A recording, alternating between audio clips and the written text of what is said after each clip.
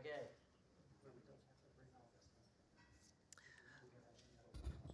So I think we'll get going. Welcome, I'm Rob Greenwood, Executive Director of Public Engagement and the Harris Center at Memorial. And this is probably our first synergy session in the new location, is it? Or have we had one in a boardroom downstairs? Because we are revamping our synergy session series. Yeah. So we had an extremely busy fall. Second here. With conferences and the like. So this is a new approach where we're theming our synergy sessions and our Memorial Presents. And we have a couple that will be rolling out over the spring and into the fall. The first one on the future of rural in Newfoundland and Labrador. And the other one that will overlap at times is the future of work in Newfoundland and Labrador. And so stay tuned. Few housekeeping items. The emergency exits are through the door at the back, and there's some on either side. And out, you can go out at the bottom or the top. Muster station is up by the dumpsters at the back. We're not going to need that, but just in case. Washrooms, there's one just out to the right here on the side. And if that's occupied, you can go right around, and there's larger washrooms over in this corner. Turn off your cell phones or put them on silent. We will be taking photos during the session. If you don't want to be used in any photos, you just let the gentleman with the camera, Boyan, there he is over there, know that you don't want to be in any photos. We are webcasting today's session, and so welcome to folks who are viewing online, and we will digitally record the session also, so it'll be a resource on the Harris Center website for anybody to use going forward. Before I get started, would like to respectfully acknowledge the territory in which we gather as the ancestral homelands of the Beothuk and the island of Newfoundland as the ancestral homelands of the Mi'kmaq and Beothuk.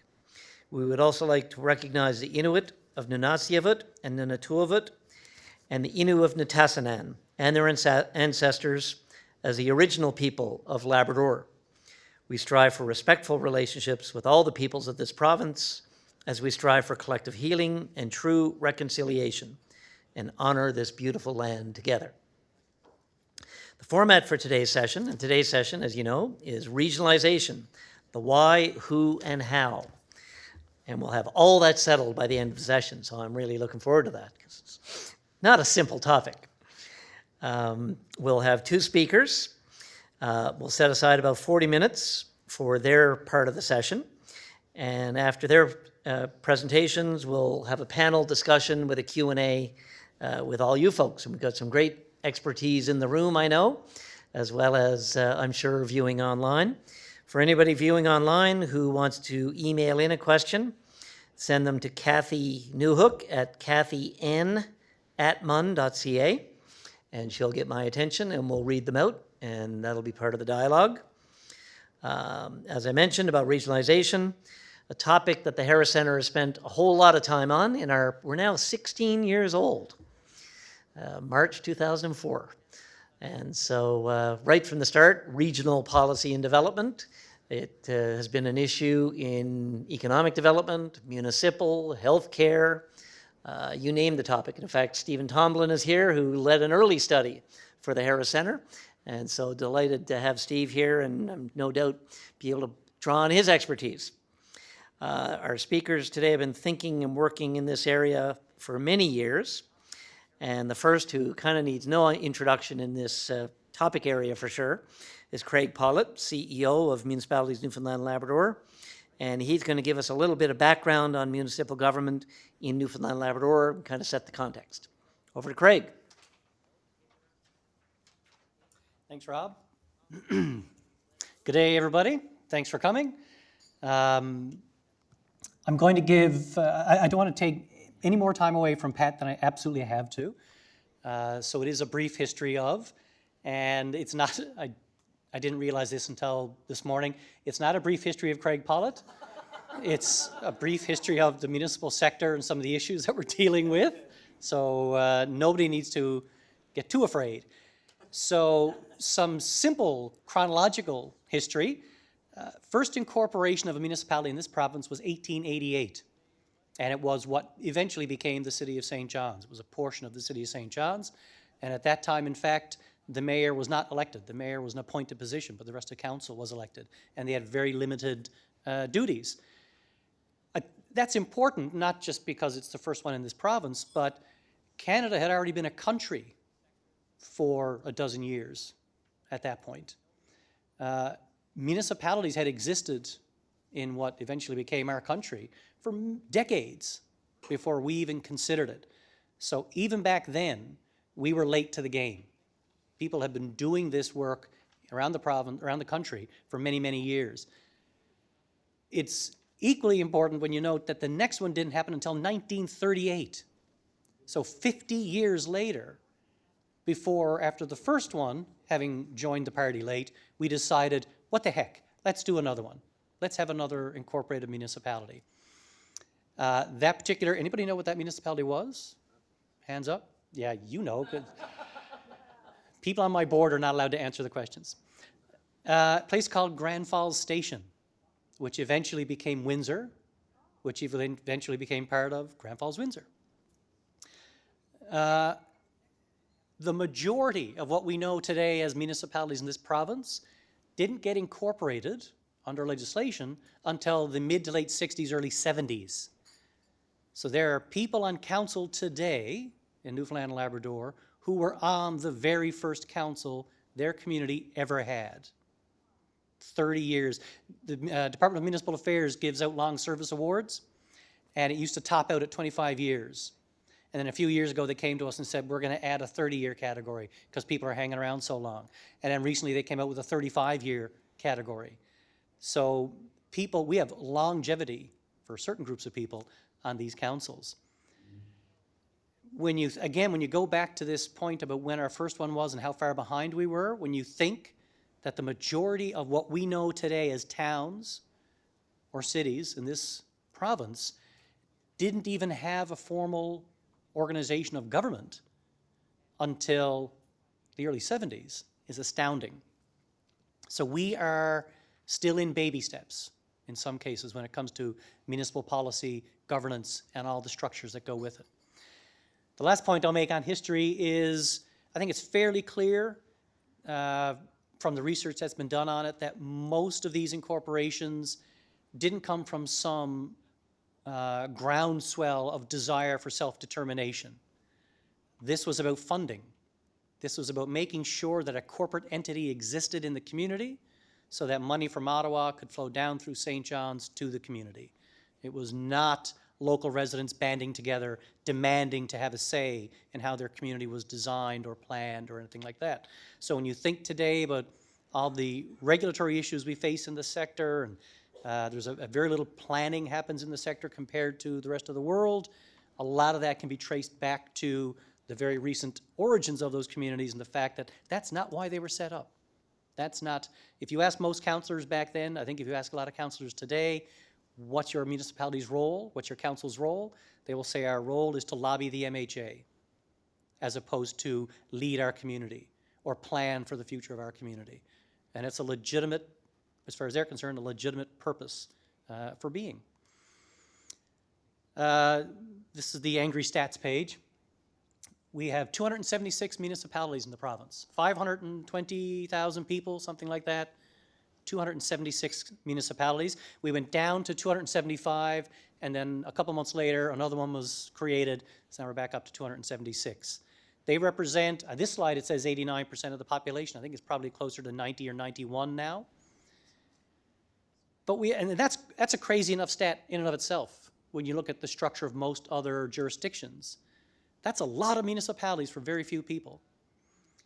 We have another 329 communities with another form of governance, or lack of governance. So there's 175, I think it is, local service districts, which are small communities that have a committee that can charge, for example, a garbage collection fee or something like that, but they can't tax, they can't do planning or anything like that.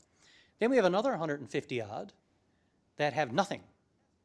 No local council, no committee, no fee structure, no tax structure, no governance structure whatsoever. And most of those services, roads and that sort of thing, are provided by the provincial government. It's a big issue for us. It's a very important issue when you consider the discussion that Pat is about to have in terms of how we do regionalization. It's not just about what municipalities think and what councils think. It's about the 9% of the population who live in more communities than the 91% of the population. Of the municipalities that we have, 74% have one or fewer employees. So think about that. City of St. John's has over 1,000 employees. It's a very complex organization. But the majority of our members, 3/4 of them, have one or fewer staff. They're bound by legislation to have a town clerk. They have to, under the Act, which means a big chunk of these municipalities have a part-time clerk who probably works 2 days a week from her living room. And it's predominantly a her. That's generally speaking, and we're changing this to some degree on councils, generally speaking, the council are men, the employee is a woman. That's starting to change slightly, but kind of important to point out today. It severely limits what they can be expected to do in terms of responding to policy work from the provincial government or the federal government, federal regulations around wastewater, for example. It's a real challenge for us. Democratically, I don't mind saying we're in rough shape. We used to track how many acclamations happened every time we had a provincial or a municipal general election. Every 4 years, we would talk about how many didn't require a contested election. And it was always around 45%. It got up to 50, 51%, didn't actually require an election, which I'm sure the people who were on those councils were happy about, but it's not a great sign for the health of your democracy. We noticed that underneath that stat was a bunch of stuff that was even scarier. So this, in the last municipal elections in 2017, we tracked how many had what we called weak elections. And for us, a weak election meant maybe you got either not enough people running, just enough to fill your slate, or maybe 1 or 2 extra. So think about that. In a community where there's 5 people required for council, 6 or 7 people running, or where there's 7 people on council, 8 or 9 running. 70% of the municipal elections in the province a year and a half ago, 2 years ago, were weak elections, which means the biggest number of those people are people who've been on council for a very long time. We know that they're in their mid to late 60s. They're not going to be there for very long, much longer. They're not going to be on this earth for much longer, let alone on council. That's an issue we've got to deal with. And we don't have anybody coming behind them to fill those seats. So this is an issue. And lastly, in terms of stats, $1 billion. The regulatory and financial environment that municipalities operate in is increasingly complex, increasingly difficult for them to deal with the tax base that they have. The $1 billion number is the cost, the capital cost, just the infrastructure, to replace the drinking water systems that we know are now beyond their expected life, and to build the wastewater treatment systems that we know we're being asked to build. $1 billion. Collectively, all 3 orders of government spend $80 to $100 million a year on all municipal infrastructure in the province. So if we stopped everything, every road, every arena, everything, it would still take us decades to build just the wastewater treatment facilities that we need to build and to fix the wastewater systems that we have. This can't hold, right? We need a solution to this. And the last thing I'm going to say before I hand off to Pat, because I think it's really important in terms of the context of regionalization, too many of the discussions on local government, on municipalities, are about services. Whenever we talk about taxes, people say, I'm paying too much taxes. They don't collect my garbage. I don't use these 5 services that the municipality offers, so I shouldn't have to pay those taxes. If I never go to the hospital in my whole life, a portion of my income tax pays for the hospital that I never used. So from our perspective, being a citizen in a community with the system we have requires that you contribute to the overall system. It's not just about services. If I don't have kids, I don't get to go to the province and say, I'd like my education portion of the income tax back, please, because I don't have a kid in high school. Sorry, boys, that's not how the system works. Municipalities, councils are there to delineate the priorities for the community, to talk to residents, to figure out where they want their community to go. This is a huge role for councils, a difficult one for a lot of them. And democracy.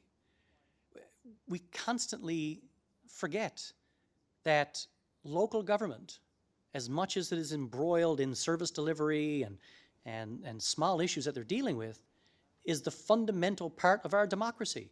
If this part of the democracy doesn't work, and it doesn't, what's that going to do to the upper levels of democracy? The people who move up through the system, what are their expectations about what a representative of the people is supposed to do? So if we can't get this right, what does that say about what we're doing with the other two orders of government? So I'm going to stop there and hand off to Pat. Or hand back to Rob, I guess. Yeah. Thank you, Craig. Want to introduce Pat Curran again, someone who, amongst most of us, needs no introduction. Has extensive experience in economic development, municipal governance, and the public policy process. He is a former councillor and mayor of the town of Witless Bay, and much of his professional practice has involved working with municipalities and community development organizations. For 13 years, he led the Irish Loop Development Board as its executive director, guiding economic development in the region. He has a keen understanding of the public policy process at the local, provincial, and federal levels through his experience with municipal government and past service as assistant to federal and provincial cabinet ministers. From January 2011 to the present, Pat has worked as a business consultant with his own company, Pat Curran and Associates. Last year, as part of the Harris Center's population project, and Dr. Keith Story is here, who's director of the population project, Pat completed a report assessing the case for greater regionalization of what regionalization means in the context of Newfoundland and Labrador. And delighted to turn it over to Pat to tell us what he said in that.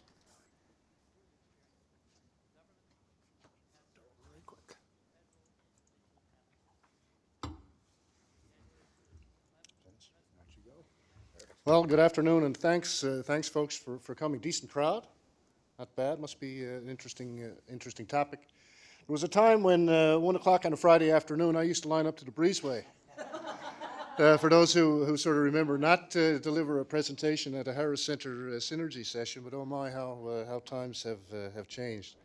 Rob, thanks for the introduction, and thanks for the Harris Centre for providing the opportunity to speak today. Thanks, Craig, for putting all of this in some context.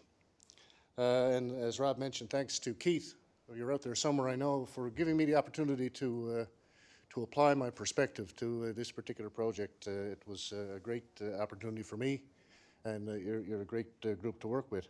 I want to thank as well all of those who would have contributed to the project in any way, agreeing to do interviews or handing along or sharing some of their research. It certainly helped the work that I had to do.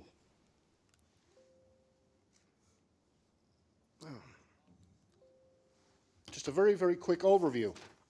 It's been suggested that regionalization, some form of regionalization, however you define it, is required to address the demographic and financial challenges facing Newfoundland and Labrador today, particularly in rural areas.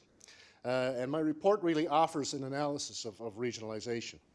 I place the current focus on regionalization in some context. I explain why I think there's a renewed focus or impetus around regionalization at this time. I'm going to offer a definition of regionalization, one that sort of worked for me in this report, and I'll talk a bit about its past application in Newfoundland and Labrador, sort of set the context of the history that Craig touched on to a certain extent. I want to talk as well about how people perceive regionalization and how it's sort of practiced, not only here, but I'll share some experience from some other jurisdictions that I took a look at. And I will offer my determination on the extent to which a business case for greater regionalization exists in the context of Newfoundland and Labrador. I'll talk a bit about the policy environment in which regionalization might be advanced, and then I'll make some very, very specific recommendations toward the end on what I think really needs to happen as we sort of, pardon me, transition into the next stage. So if I can do that in the next half an hour or so, I think, oh, sorry. Now, my conclusion really, with respect to regionalization, is that the strongest case in favor of regionalization is that to do nothing but maintain how we're doing it now will guarantee some of those drastic impacts that are foreseen, particularly as a consequence of demographic change and the province's fiscal situation, but particularly more keenly felt in rural areas. The renewed interest in regionalization at this point is driven by a couple of things. As I said, the population projections, declining population projections, outmigration, aging, declining birth rate, particularly in rural areas. You'd be hard-pressed to find a rural area in this province that isn't undergoing this impact, with the possible exception of the North Coast of Labrador, I think would perhaps be the exception, and the Northeast Avalon, although even there some of the numbers are not great. That's driving a focus on it. The province's financial situation, fiscal situation is another consideration here. That's caused people to think about regionalization as a way to perhaps deal with the pressure that we're facing, to cut spending or alternatively download services to another order of government. But it would also be fair to say that you know, there are more opportunities, I believe, in the last 2, 3, 4 years or so for public engagement in the consultative process.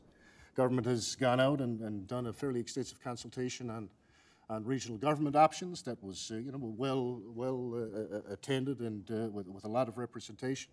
And there are other examples as well, the consultative processes around municipal legislation reform and so on. I think what differentiates what we're seeing now, though, from perhaps what we've seen in the past, is the engagement of the broader community. And I think that's a consequence of people coming to realize that for much of rural Newfoundland and Labrador now, we're approaching a tipping point, and that if we don't get our mind around this soon, then it may be too late to do anything about it. For me, I just used a definition around regionalization. For me, I consider regionalization as a process, not necessarily as an outcome. And for me, it's as stated. It's the process of aligning, organizing, and delivering services on a regional basis. Craig talked about we shouldn't be necessarily focusing on services, but I'm going to come back around on that and challenge that statement toward the end.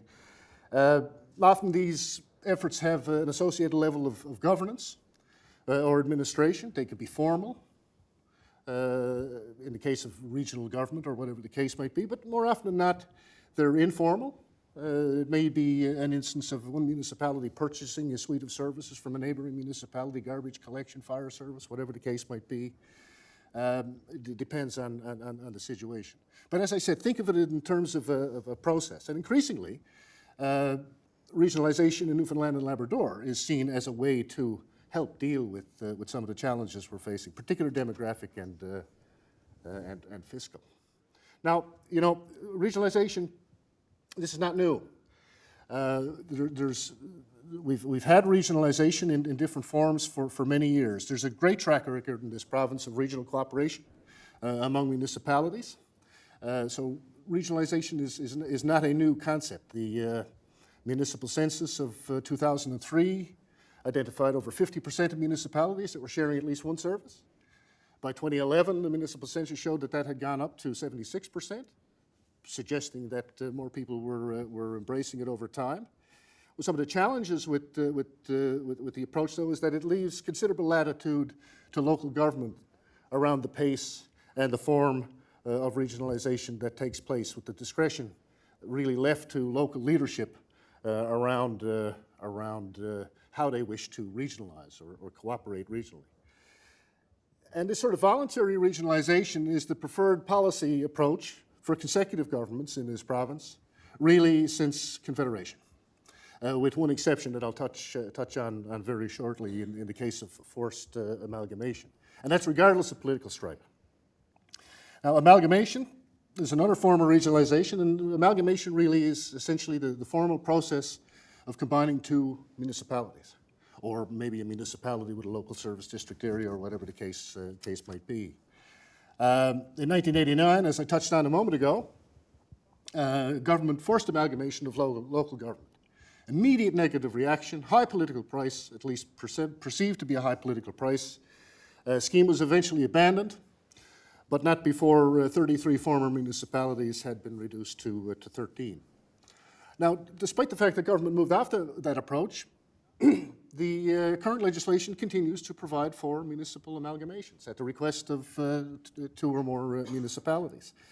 However, a number of municipalities, while they have considered amalgamation, have even gone so far as to seek support to carry out a feasibility assessment of amalgamation since 1989.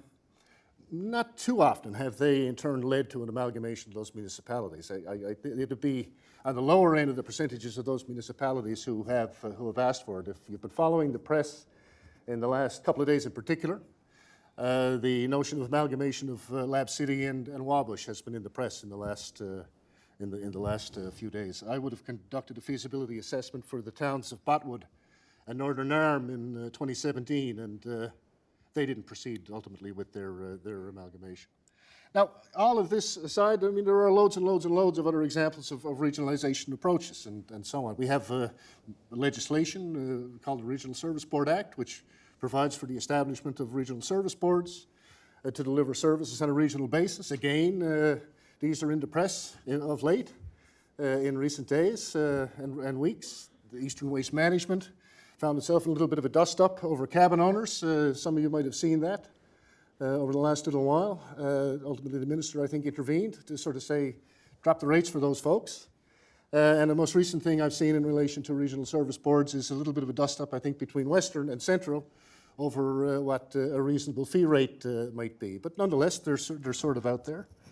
And there are other instances of regionalization as well. Vaden, Hall, Freshwater would have done a piece of work a few years back on governance. It was a project that I was involved with.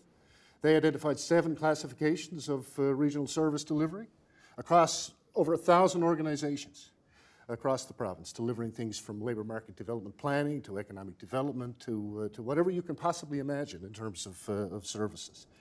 One notable feature there is that very rarely the boundaries around which those services, various services, were delivered aligned. So you had a patchwork of one person doing it, just very layered.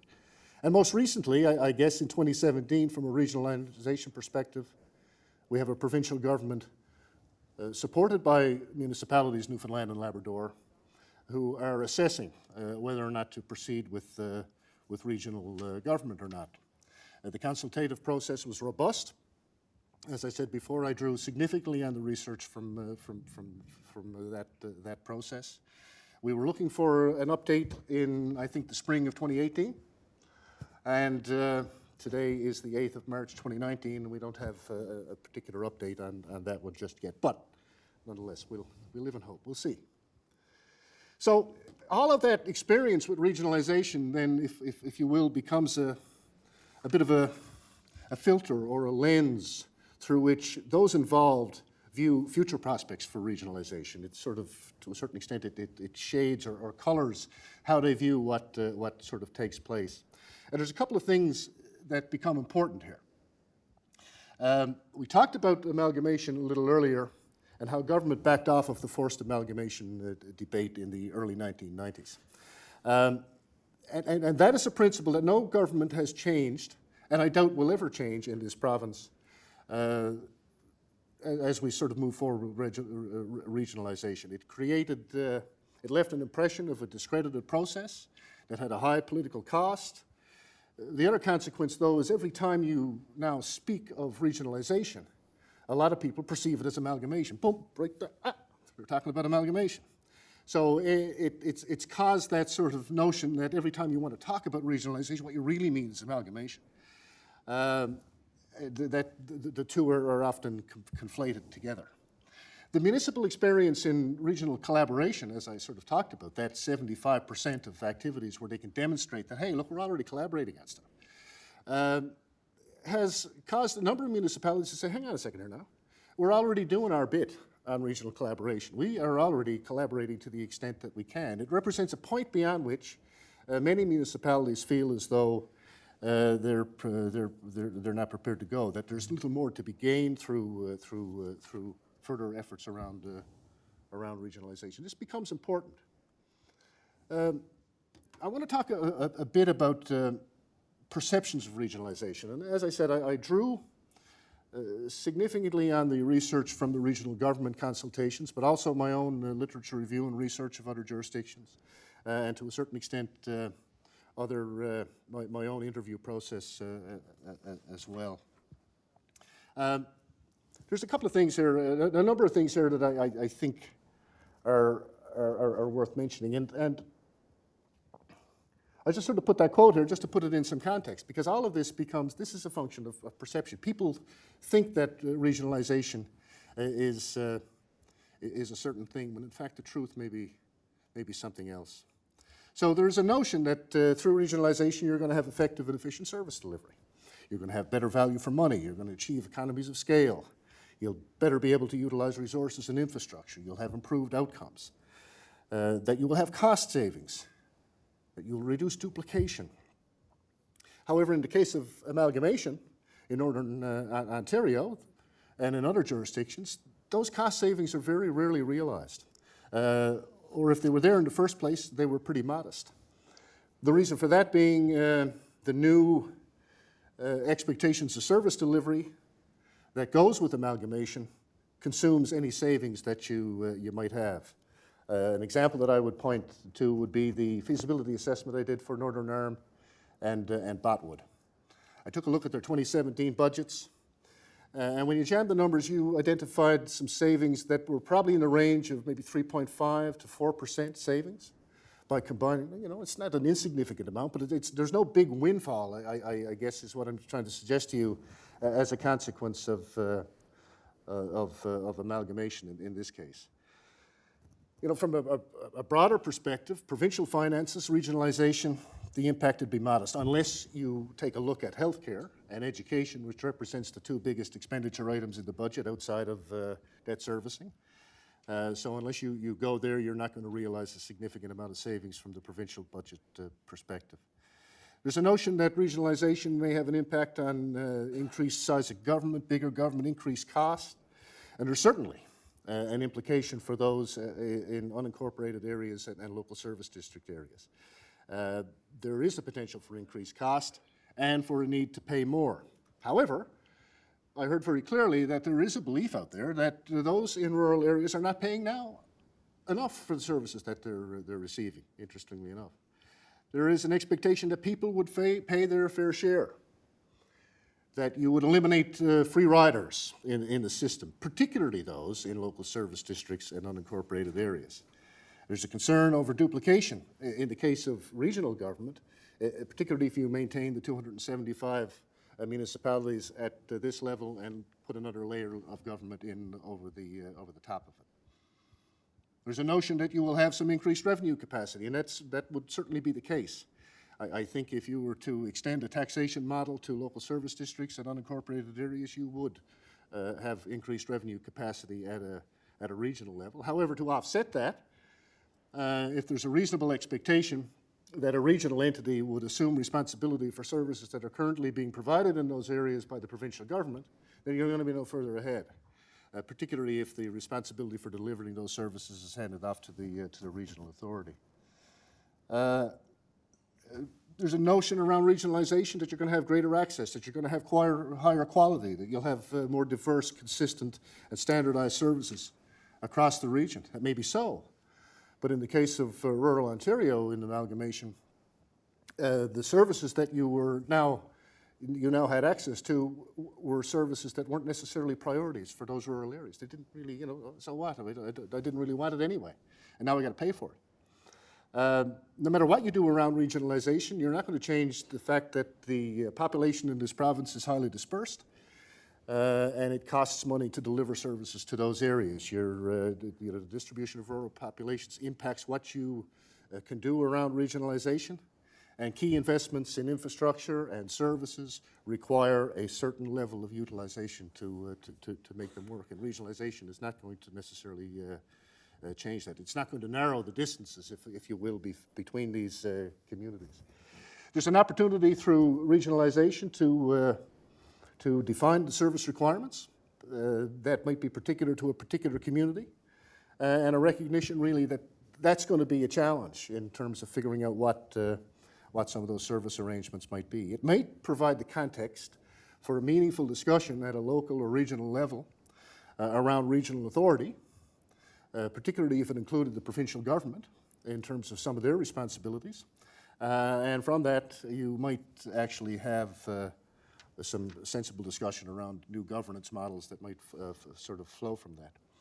There might be some enhanced capacity at the regional level, and that might make that enhanced capacity an attractive target for the provincial government in terms of downloading responsibility for either existing services or emerging service requirements. If you've got a capacity at a regional level that can deliver a service, why do we need to be doing it?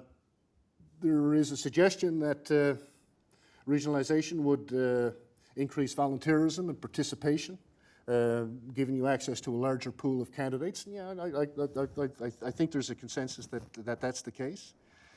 Perhaps the most significant impact really would be in relation to strengthened capacity, providing communities with a stronger voice when advocating for the needs of the region, enabling better planning at a regional or sub-regional and decision-making.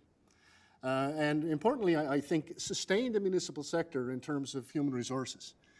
Bringing the municipal sector up to a scale that would allow you to sustain programming and staffing and address issues around respectful workplaces, pay equity. Craig mentioned that the greater majority of staff in the municipal sector in this province are women.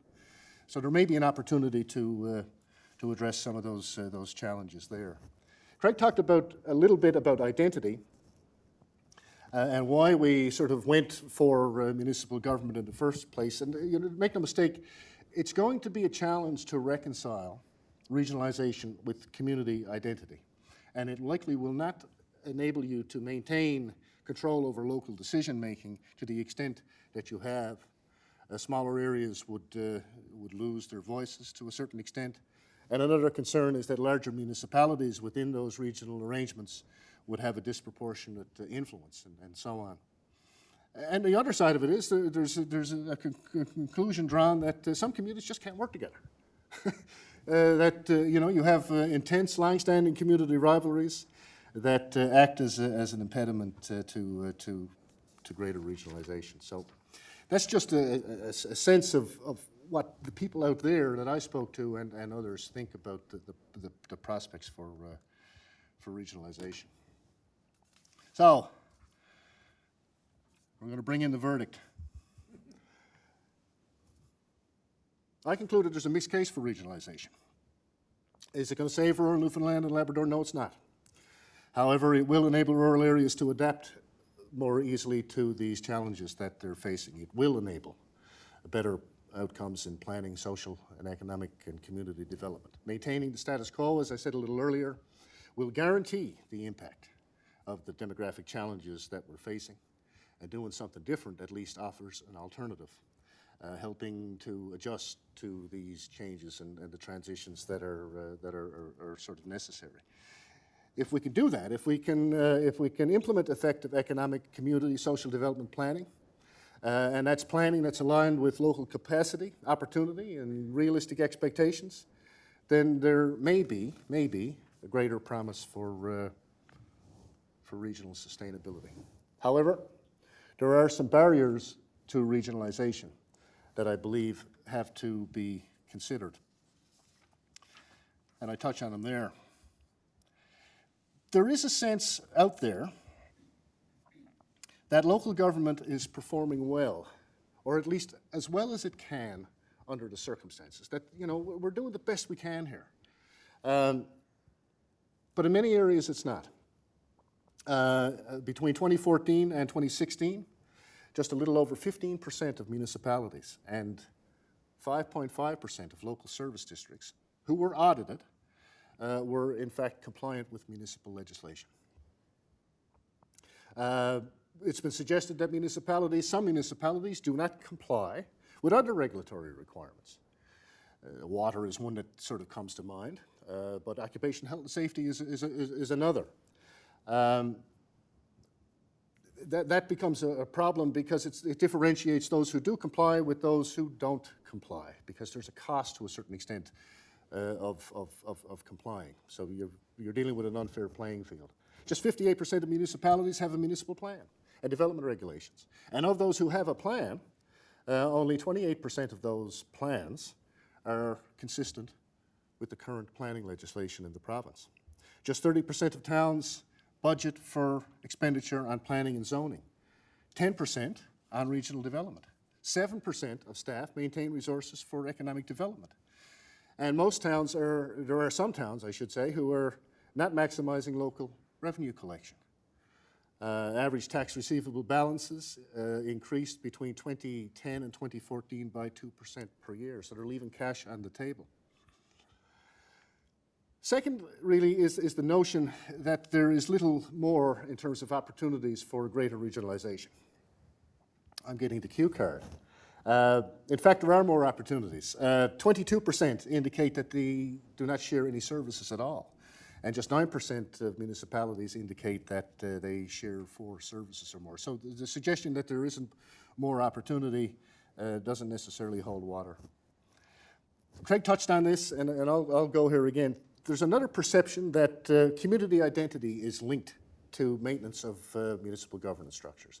And I'm not absolutely convinced. To be honest, I don't buy that notion at all. The ability to equate one's community identity with your municipal governance structure, as Craig said, is a fairly recent phenomenon in comparison to let's say, the settled history of most of these communities. I believe that it's less about community identity and more about the ability to define the services that you want, and most importantly, the amount of money you're prepared to pay for them. I think that's sort of code for what community identity is sort of all about. And finally, there's a need for leadership as we take regionalization to the next stage. It needs to be owned by someone, it needs to be sold by someone, but there is limited political will, both at the provincial level and the local level, to mandate, and that becomes important, to mandate the pace and form of regionalization. So Kathy, how are we doing on time? I didn't see your note. I got 2 minutes? You're kidding. Can't be done. Take 3. Pardon? Take 3. Take 3? I'll take 5 and we'll call it square. How's that sound? Just some considerations on regional policy, the who, the what, and so on. Many feel the current approach is taking too long. And there's a growing consensus that the status quo has got to change while there's still time. In terms of what, there's an opportunity to develop a tiered approach to services, particularly if you look at it from the perspective of mandated or mandatory core services, must-have versus optional. An opportunity to align regions' service offerings within regions. Who depends on the area. Flexible approaches have been talked about. There's an acknowledgement that one size is not going to fit all, that you can't necessarily do this consistently across the province. The inclusion of local service districts and unincorporated areas appears to be a given, that they're going to be involved with regionalization regardless of how we sort of proceed. There's an opportunity to consider relevant authority as you sort of move ahead here, and by that I mean, is it a local authority or is it something that might be provincially mandated? Where, in terms of defining regions, the government's regional consultation document said 22 regions. The overwhelming response was that those regions were too large, but if not 22, how many? Now, where do you sort of draw the line? And I think it's instructive if we look at other services to see if there's a better region that could be defined. K-12 is delivered in this province on the basis of catchment areas. Regional health authorities, while they may cover larger areas from a delivery perspective, their services are focused on much smaller service areas. The Department of Transportation depots, just to use an easy one, they're scattered across the province. There's 65 of them, and there's 65 of them in the locations that they are for a perfectly good reason, because it's a reasonable basis upon which to deliver that particular service. A couple of points I take from that: there is a basic geographic area around which certain services can be ideally delivered, and depending on the service or the program, you can scale it up or scale it down to meet the particular requirement. So, we've got some options here. Where do we go? We can continue regional collaboration. We can initiate voluntary amalgamation. I don't think that's going to happen, not to any great extent. Government can mandate amalgamation. I can guarantee you that's not going to happen. You can look at regional government. However, I'm suggesting a little bit of a mixed approach. I think it starts with services, and this is where, to a certain extent, where I disagree with one of the points that Craig made. I think that if you focus on services, then everything will follow from that. The focus often becomes in these discussions on how a region is defined, what the governance structure might look like, what the area to be covered is. And that becomes a distraction, because you're beginning to focus then on form over function. Too often the case around regionalization is very ill-defined, and the benefits can only be determined in context. And when I say context, it has to be determined in the context of what services you're attempting to provide within an area. And there is a need to quantify the potential benefits of regionalization on sustaining service delivery and local governance as we sort of move ahead. Now, I could stop now, but I think you're going to miss the best part. Right? One more minute. A way forward on regionalization. Two things here, and I might be able to get through this pretty quickly if I hit the high notes. As I said, two things to consider. I'm going to set some considerations around parameters for local government as we go into the future, and talk a little bit about regionalization and how we might sort of set the stage for what takes place. And government has a legitimate role in setting this stage, and I'm going to suggest that they focus on these four areas. Address issues around compliance. Address issues around compliance. Address issues around municipal and regional planning. Adopt a comparable tax model, which in this case, for all its warts, is a property tax model throughout the province, for all municipalities and all developed areas, including local service districts and unincorporated areas. Ooh, there you go. There's the big one. And finally, while you're sort of working your way through this, impose a moratorium on further disincorporations of municipalities or incorporations of local service districts. That becomes important because there is a fear out there that as the municipal sector becomes more strained, you're going to have municipal governments opt, as provided for within legislation, to sort of say, okay, we can't manage this, so we'll just simply, we'll pack up our tent and go home.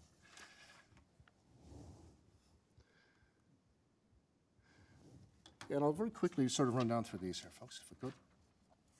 In terms of next steps in regionalization, focus on defining core and optional services. This becomes important. Inventory what's sort of going on out there to the extent that you can. From that, you should be able to, through jurisdictional scan and other review, identify what the optimal level of service delivery are based on the experience of other jurisdictions. Leave the issue of what represents a functional region almost to the last.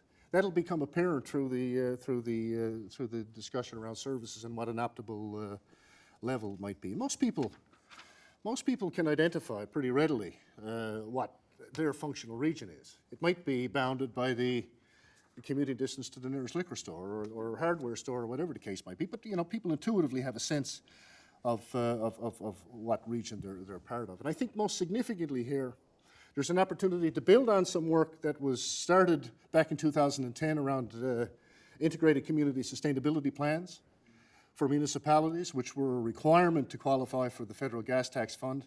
I think the next generation of gas tax funds should require municipalities to complete regional integrated community sustainability plans, which would compel the partners to get together including adjacent unincorporated areas and local service districts and so on. And through all of that, you define governance models for regional service delivery, and keeping in mind that there's an opportunity to adjust and tweak your authorities as you sort of move ahead. Don't be too preoccupied with all size fits all. Thank you for your attention, folks. We're up here. Thank you, Pat, and I'll ask Craig to join Pat up on the couch there, and I'll get the chair. Some would like it to be an electric chair, but... So lots to chew on there, and anybody who's read the report would know it's thorough, comprehensive, and ruthless in its logic of implementation. And Craig, in fact, who I've known too long, and we are cognizant of diversity on our panels, but on this particular topic, you're stuck with us for a reason. Craig's lived his life around this stuff, and I've heard him get cynical in his latter years. Oh, great. But he has said this is the best report he's seen on this. Why do you say that? I think specifically what I said was, and Kathy captured it in the question, that I've seen in the last 10 years, primarily because 10 years ago we wrote a report on regionalization, which was excellent. There's a few things. I haven't read a report, including ours. We had to write 3 to really capture everything that was going on. Pat wrote 1 that so eloquently captures not just the chronology, because the background is important, right? The context is important. He didn't just capture it in terms of, yeah, this happened, then this happened. But the way he articulated how one event or one organization or one change led to the next, and how all those things connected and all those threads was fantastic. I was reading it as somebody who's been in this business now for 19 years and thinking, wow, I can really see all this now, thinking that I already saw it all. The other part is he really did capture that slide that had said crisis ahead or whatever it was. You get accused a lot in this business of manufacturing crises in order to get your advocacy done. But he quite clearly articulated what the crisis is or could be, that the status quo as a cliche really isn't acceptable, and did it in a very coherent way that I thought got it across. And he's going to be surprised to hear this, but I really enjoyed the focus on service and core versus optional delivery and compliance. These are absolutely things that we don't pay enough attention to when we talk about any kind of structural change in this province. We see, and it's not just this province, but typically we rush to judgment that here's this new model, we must use that new model because the old model sucks. Well, there's a lot to consider besides the model.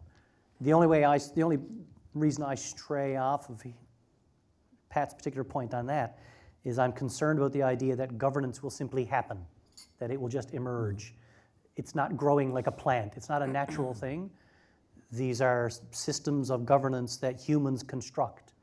And I don't want us to forget that while we're figuring out the optimal services and the service levels and how we make municipalities more compliant with legislation, that we're not forgetting it's the governance systems that run them that really impacts a lot of that. Great. So Pat, you've been immersed in this. I've studied regionalization for 30 years, compared Newfoundland and Norway. And there's a lot of facets, there's a lot of layers. I mean, it still makes my head hurt. So when you look through all the research you did and the people you talked to, are there some nuggets that stand out to you that had the most impact on your thinking on this and that led to the final product we've got here?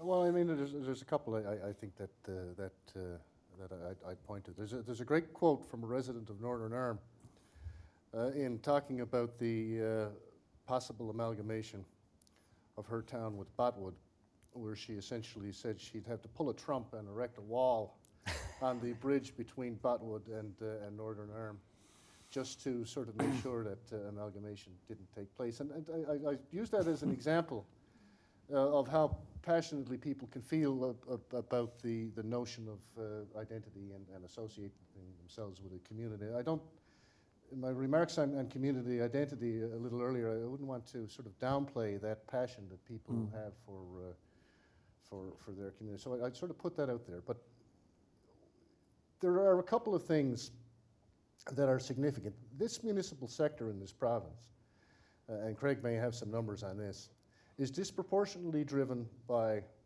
volunteers, motivated for the most altruistic reasons that you could possibly imagine. Not only the municipal sector, but the entire voluntary sector, and it amazes me.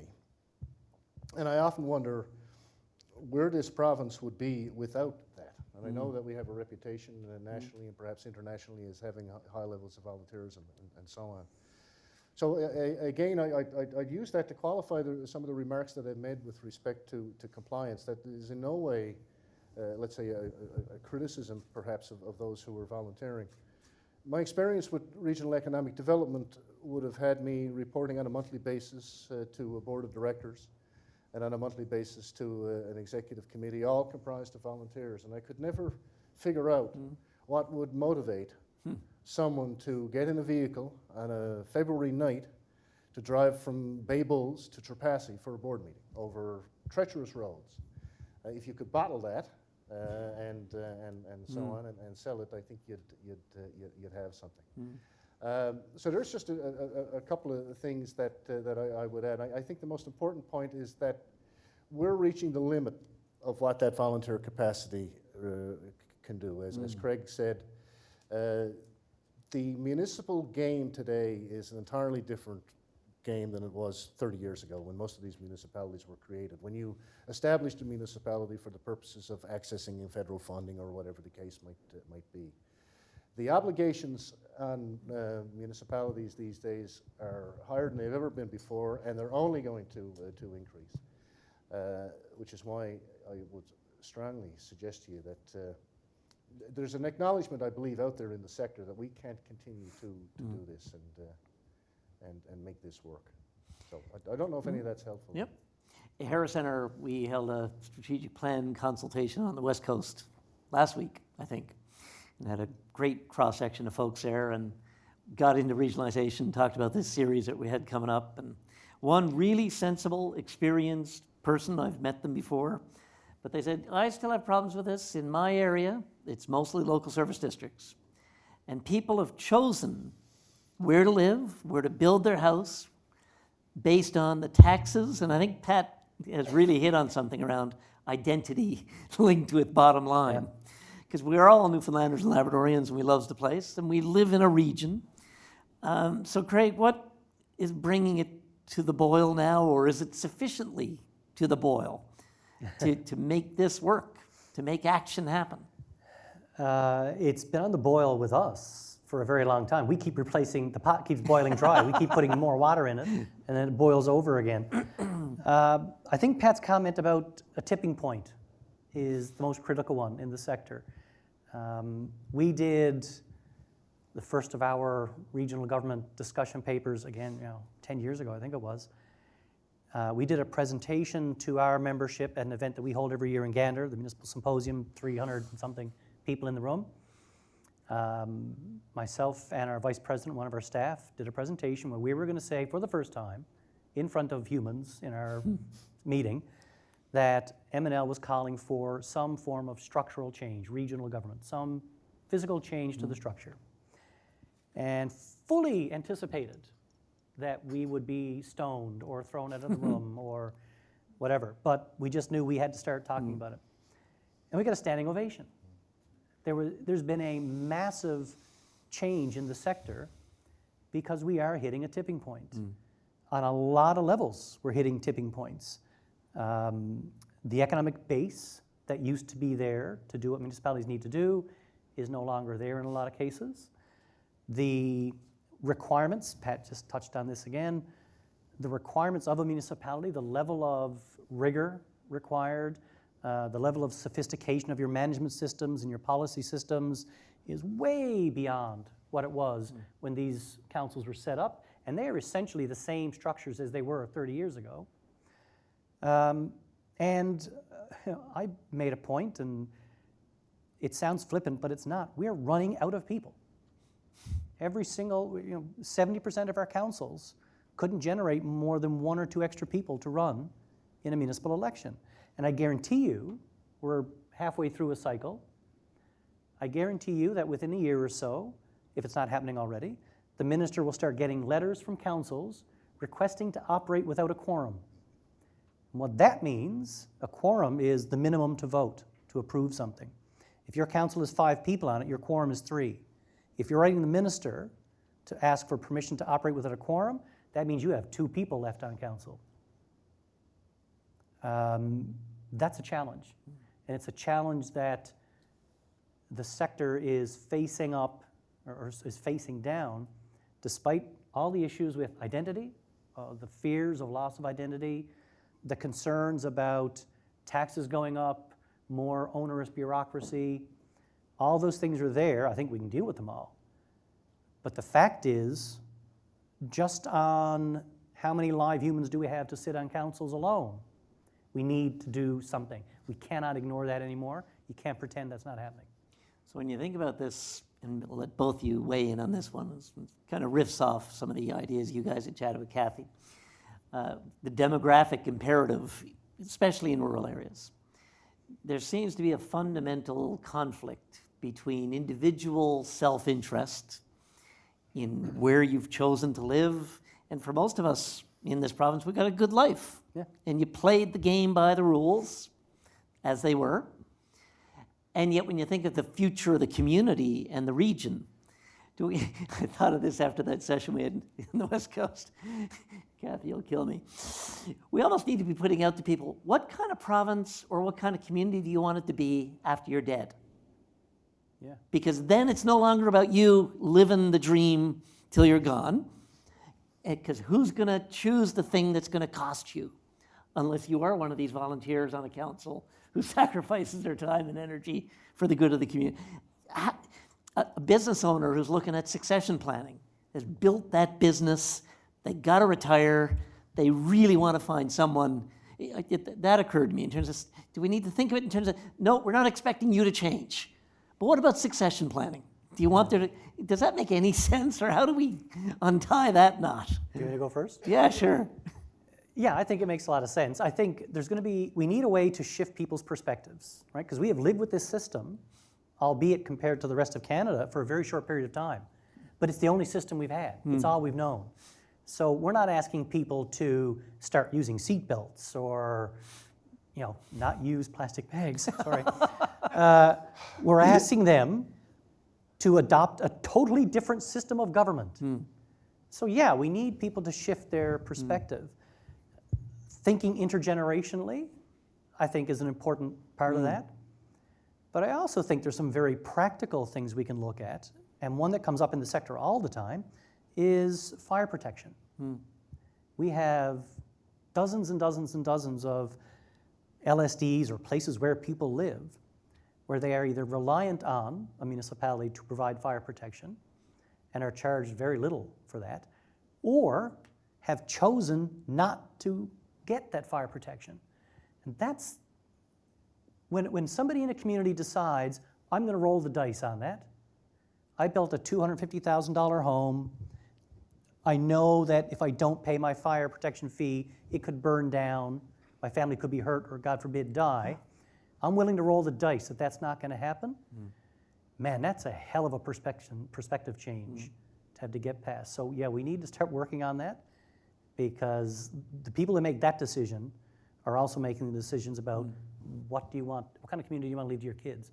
A burnt down one, apparently. Yeah. Pat, last thoughts on that one, and we'll have lots of opportunity in the Q&A. But Yeah, no, I think it was touched on, but I think there's a generational thing here. I mean, I think in time, another example of regionalization would be in the province's education system, where it's collapsed to a certain extent in that you may have a K-12 school that deals with the needs of all of that particular area, whereas 15, 20 years ago, they may not have become integrated until you got to grade 9 or whatever. I'm speaking from my own personal experience here. So the more you sort of rub shoulders to an extent with those people from the community or the harbour that might be 2 or 3 bumps up the road, if I can put it that way, you learn that they're not as villainous and as bad as they might appear, that they're not out to get you, and so on. And to an extent, over time, that might help address some of that community rivalry, or not. But I think it's an encouraging sign that increasingly people are being socialized together to think of themselves as not being from, in my case, from Hughes, but to think of myself as being from the Southern Shore, and so on. And in time, that will create attitudinal change that might make a discussion around regionalization a little bit more palatable, maybe. So I think Pat's report has really set the table and stimulating conversation thus far. So we have a mic here. We can get to you. Put up your hand. I'll keep track. So I've got a lady here behind Steve, and then gentleman over on the right. So I'll write down the order in which I see the hands. I want to get a clearer picture of the crisis. I hear services, I hear fire protection, I hear roads, et cetera, but what else did you find there? What's at risk exactly? What's the tip, when you say the tipping point, what's that exact tipping point? Not the point itself, but what happens if we don't go forward? I think Craig touched on it to a certain extent. I'll come back on this, Craig, and maybe you might want to come in. I think the tipping point is just that, that in 3 years' time, or maybe even as we're speaking, a municipality finds that they can't operate, that they don't have enough people sitting around a council table to function. That's the most immediate consideration that represents, I think, a tipping point. So you don't have a governance structure. You don't have someone who can sign the checks, which means that the services in that particular community are going to be threatened simply because you can't sustain, as a community, 5 or 7 people around a council table to make those decisions. That's one example that I would sort of put out, and I think that we keep dodging bullets on that, I think, but it isn't going to get any better. I think it's going to get worse. I think it's going to get a whole lot worse, particularly when you sort of line that up with, I think, an increasing awareness of just exactly what it takes to run a municipality today in terms of the regulatory and compliance requirements and the things that a municipality has to do to call themselves or style themselves a municipality in today's environment. So I'll just put that out there. I think that represents, for me, from what I heard, one of the most significant challenges that they've got to address. And Pat is absolutely right. I think on a very practical level, there's a lot of communities out there now that are struggling to treat their drinking water properly. And in a lot of cases, what that comes down to, we have this stat that floats around the sector all the time, 150 to 180 boil water advisories happening at any given time. Well, if you dig into those numbers, what you find is that a lot of those are communities where the machine, the chlorinator, essentially, has a malfunction, and they don't know how to fix it. So they've got to call somebody. They don't have the money to bring in a consultant right now, so they got to wait a few weeks or a month or whatever to call somebody in to fix that. In a lot of those cases, it's counselors who are doing the physical work. I had a meeting very early in my time with MNL with a council, who I will not name, lovely people, but I don't want to say their name without them knowing. They were in for a meeting with the minister. They came and met with me afterwards to debrief and that sort of thing, but they had to go. They had a hard deadline they had to meet to get back because one of the counselors was on call for the backhoe that night, which meant if the sewer lift station went down or if there was a break in a pipe, this counselor was going down to the depot, getting in the backhoe, driving to the spot, digging it up, totally illegal, by the way, not allowed to be at it. Should have staff doing that, trained professionals. But nobody else was going to do it. We have wastewater regulations, wastewater treatment regulations that have come down from the federal government. Daily decisions had to be made by councils about what they're going to do on these issues. Firefighters.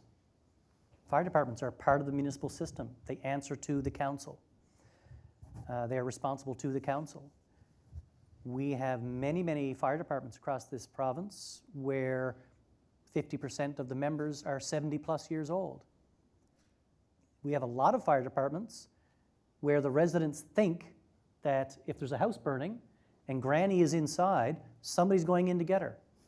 Not allowed. Most fire departments don't have the training or the insurance to allow them to run into a burning building to help somebody.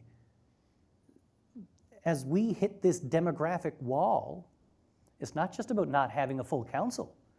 It's about the volunteers, the firefighters, all the other folks that you need to run a municipality.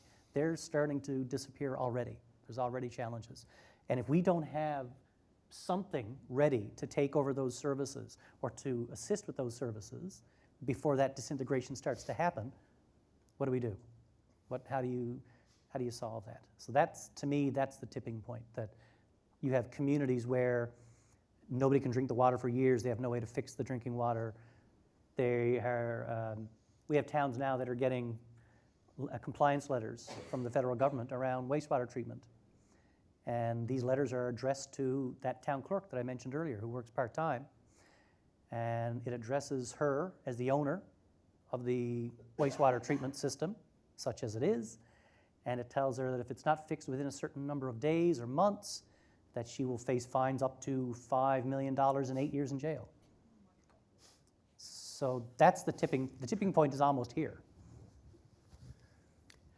On that note, we'll keep the conversation going. Steve, and I should have mentioned for anybody viewing, and then this gentleman here, for anybody viewing online, remember you can email in questions to Kathy Newhook, kathyn@mun.ca. Steve, and please do introduce yourselves, not that you... Steve Tomlin, retired professor. Yes. I've been looking at regionalization since the 1970s and different forms of regionalization, common narratives around the struggle, always about crises, transformation, changing perspectives, function versus form. So how do you deal with, you have to create the sense that the status quo is not viable.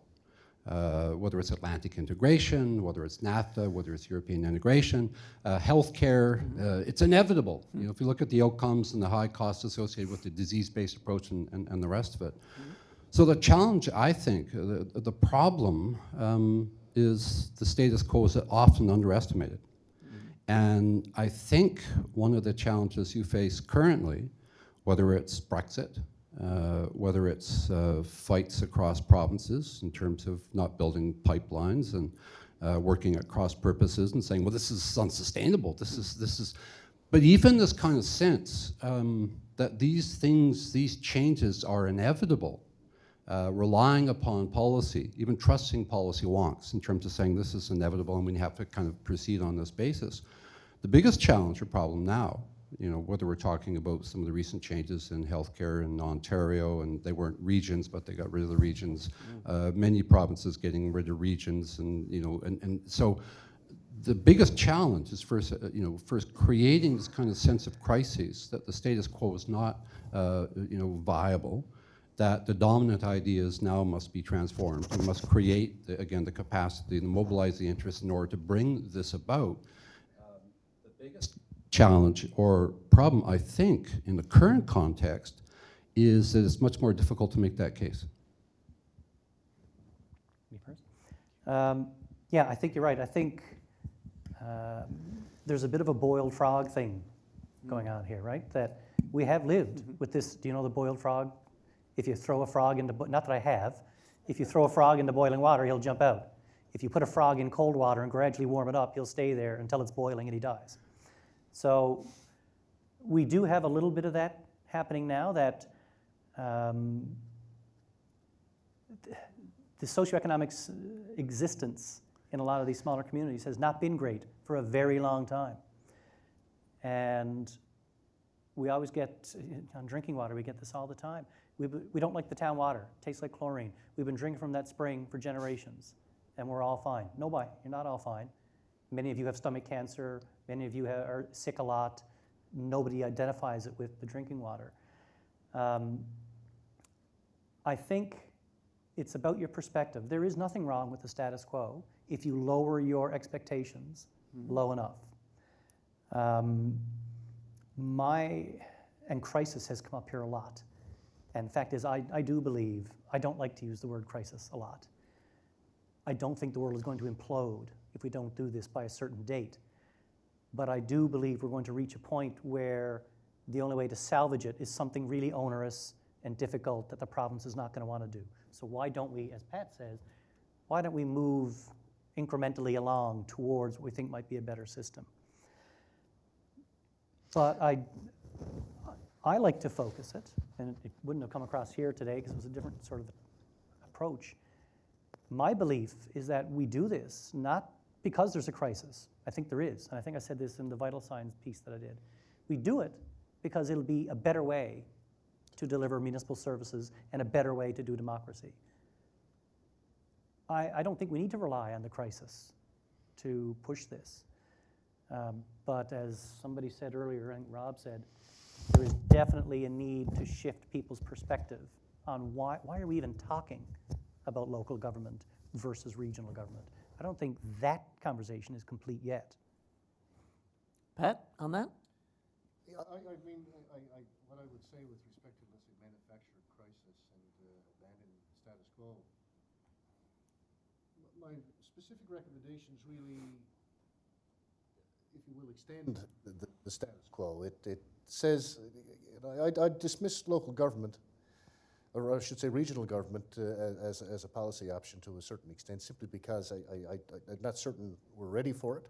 I think it would have to be mandated, and I'm not certain that you can maintain a level of government up here and still maintain 275 incorporated municipalities underneath it. I think you're opening up a can of worms that I believe that the public, who's probably sick of big government, are not going to buy into.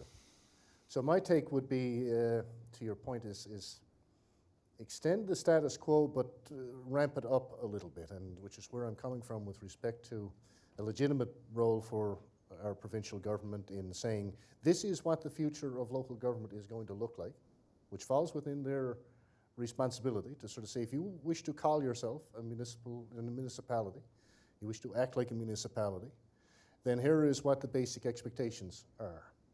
And the consequence of that really, going back to whether you're sort of manufacturing a crisis, if you compel a municipality to comply, or you compel a municipality that hasn't invested to date in a municipal plan, then, you know, and I know there's always challenges with respect to making somebody do something. There are preferable ways to do it, I suppose, but, you know, we're 25 years on, plus from a groundfish moratorium, which obviated the reason for much of early settlement patterns in the province, 26, 27 years on from that. So there is a suggestion that now may be the time to do it. But by setting those parameters around what it's going to look like, at minimum, it should allow those municipalities, who to a certain extent have been able to, as Craig said, muck along with the current situation, to sort of say, okay, you know, if we got to comply, then we have to, I'll just give you an example. We've got to make our part-time town clerk a full-time town clerk. Okay, can we afford it? Maybe we can't. It just allows a more informed decision-making sort of process to take place. And by extending that then to the provincial government stepping up, I think, and saying this is how it's going to be, changing it off to a focus on first service delivery, then it allows you to have a discussion on what people actually value on a community basis. What services are deemed as core, could be drinking water, fire protection, and so on. I think there are other things that perhaps should be considered as core as opposed to optional. And allow those communities then to place some value on what's important to them and so on. So, I don't know. We have a gentleman at the front here, second row. Yes, my name is Don Hutchins, just a retired person. Yeah, I've heard you use terms such as city, town, municipality, region, community. How would you define community and municipality? I mean, what's the difference? What makes a community? Craig can define that. Well, making that's a very community is existential. more complicated. So in terms of the terminology we've been using, so there are very specific definitions for what a city, you know, city in this context is a municipality that has its own legislation. City of St. John, City of Corner Brook, City of Mount Pearl, they each have their own legislation. Everybody else is a town, and you come under the Municipalities Act. In terms of community, from a geographic perspective, to me, a community is just a place where people live. So a community could have a local government, a full-on municipality. A community could be out there as an unincorporated area with no local governance whatsoever. Beyond that, I think it's really interesting that Pat mentioned this discussion about how people define their home, their community, and that sort of thing, because there are communities within the city of St. John's that see themselves, that identify first with that community.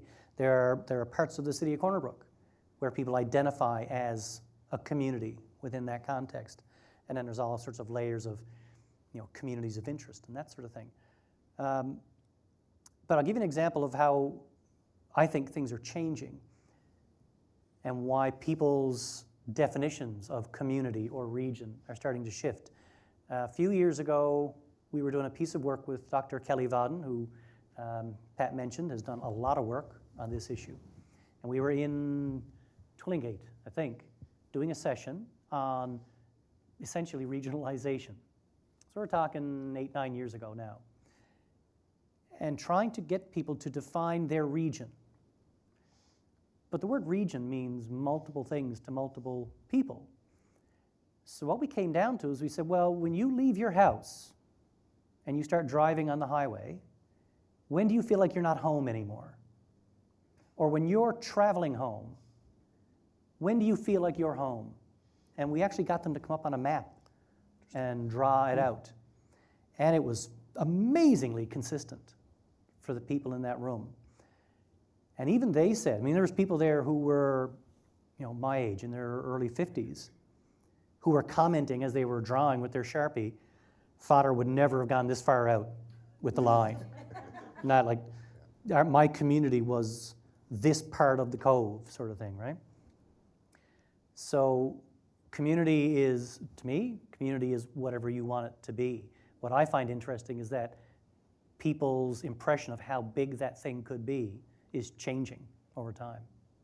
Pat, did you want Yeah, to? I'd agree with that. I'm not certain I could add much to that, but it looks like you might have a follow-up, sir. Yeah, let us get the mic to you for the people who are online.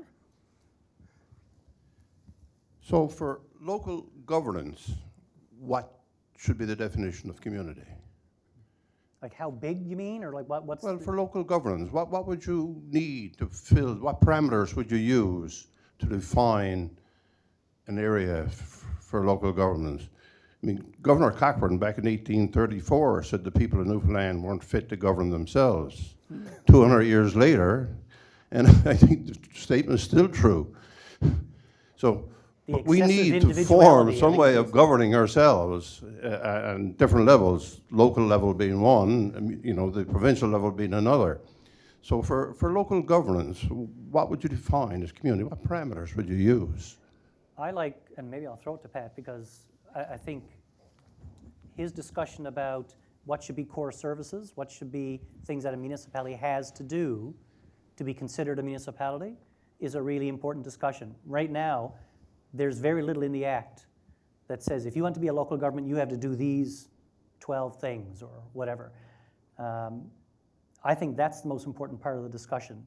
How it's not about how big is your community, it's how effective is your system of local government. Is it delivering what residents want? Is it doing what we consider a local government or municipality or an order of government to be able to do?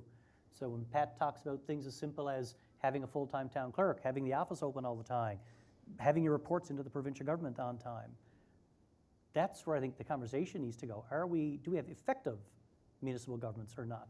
I don't know. Yeah, and Craig touched on the municipal legislation. The municipal legislation is not prescriptive in terms of, you require this number of people to form a municipality, if you follow where I'm going with it. And interestingly enough, in the consultation paper around regional government, for those who would have read it, they set some parameters around what might represent a region. 10,000, I think, would have been the cutoff there, and so on. So, I suppose from a regional government perspective or a local government perspective, the legislation really could allow a community as small as 5 people to form an incorporated council, and then those 5 people would go on council. I don't know I'm being trite, but you know where I'm You're not going. being, we have one, We probably have one, Tilt Cove. right? And they have authorization from the minister, I guess, to operate with 3 councillors, They have, right? no, that doesn't make any sense, no. And that's why we're saying there needs to be some change. There has to be structural change. We have many, many, many municipalities that have a population in the double digits. So fully 20% of that community could be on council. So how do you do conflict of interest? How do you operate a community at that level? So that's why this whole discussion is happening. We know that's not sustainable. And I think, back to the debate about whether we let it happen organically or do we impose some sort of system of governance or something like that, I personally believe, I feel like this, like at the bottom of my email, this statement doesn't necessarily represent the views of municipalities of Newfoundland and Labrador. Yeah. I personally think that if we had an effective system of regionalization, whatever it looks like, within 2 election cycles, so 8 years, there would be dozens of small municipalities that would voluntarily dissolve In favor because they're getting better services from this entity. And they might just want to elect one person to that regional thing. Because, man, I'm telling you, the people I work with, all of our members, they're getting tired. And they've got a huge weight on their shoulders. And a lot of them would like to say, can somebody else do this for a while? So they're not a lot of them are out there pounding the table, pounding their shoe on the table, demanding that this system be kept going. There's just no clear option for them right now.